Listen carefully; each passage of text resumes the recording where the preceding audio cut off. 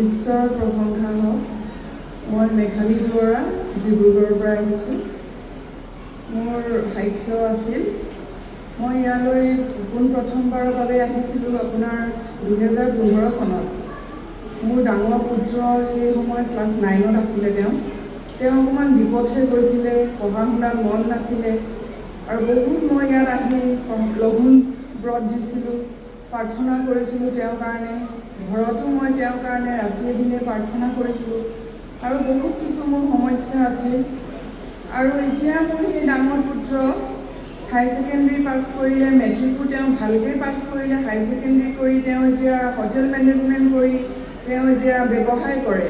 মোৰ ঘৰতে হোমষ্টে আছে, দেউতাকৰ লগত আৰু ভাড়াল ঘৰ, সেইবিলাক সকলোখিনি তেওঁ চোৱা মেলা কৰে।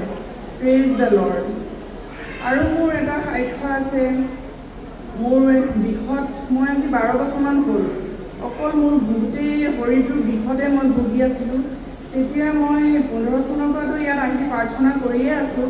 তাৰপিছত লকডাউনৰ সময়ত যেতিয়া নামঘৰ বন্ধ আছিল, তেতিয়াও মই বন্ধত আহি থাকোঁ। আহি মই সেই পুৰণা আপোনাৰ নামঘৰত গৈ প্ৰাৰ্থনা কৰি থাকোঁ। নামঘৰ বন্ধ যদিও প্ৰাৰ্থনা কৰোঁ তাতে কান্দি কান্দি। আৰু এবাৰ গুৰুদেৱৰ গৃহত গৈ, তেওঁ গুৰুদেৱ আছিলে, তাতে বহি আমি প্ৰাৰ্থনা কৰিছোঁ। গধূলি বেলিকা আছিলে, মই গাড়ীতে আহিছিলোঁ। মোৰ বিষ এটা হৈছিলে আপোনাৰ ৰাজহাড়ৰ একদম তলত, মানে টেলবন বুলি কয় ইংলিছত। তাতে মই একদম বহিব নোৱাৰোঁ, মোক কুশ্যন এটা লৈ বহিব লাগে। বহিলে মই আকৌ উঠিব নোৱাৰোঁ, টানি থাকে হাড়ডাল। তাৰপিছত সেইদিনা গধূলি মই প্ৰাৰ্থনা কৰিছোঁ গুৰুদেৱৰ লগত। তেওঁ সকলোকে সমজুৱাকৈ প্ৰাৰ্থনা কৰিছে। মই কান্দি কান্দি প্ৰাৰ্থনা কৰিছোঁ যে আজি এই বিষটো যাতে মোৰ ইয়াতে থাকি যায় আৰু বিষটো মোৰ লগত নিবলৈ মন নাই। মোৰ ইমানেই কষ্ট, মানে মই একদম কান্দি থাকোঁ বিষত। তাৰপিছত সঁচাকেই কি প্ৰভুৰ কৃপা মই ক'ব নোৱাৰোঁ, কি আশীৰ্বাদ তেওঁ মোৰ প্ৰতি।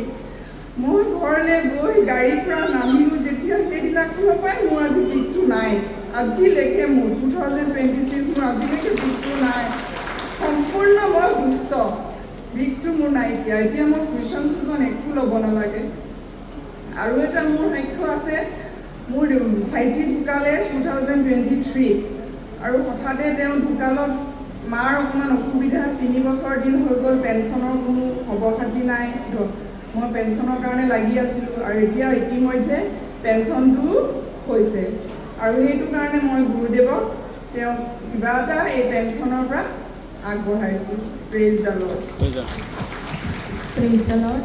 इनका ये गवाही है कि इनके बेटा जो पढ़ने में बहुत कमज़ोर था, पर इस पवित्र प्रार्थना भवन में आने के बाद इन्होंने बहुत प्रार्थना किया, व्रत किया और उसके बाद से इनका बेटा पढ़ने में भी ठीक हो गया और मैट्रिक और हाई सेकेंडरी भी अच्छे से निकाल दिया।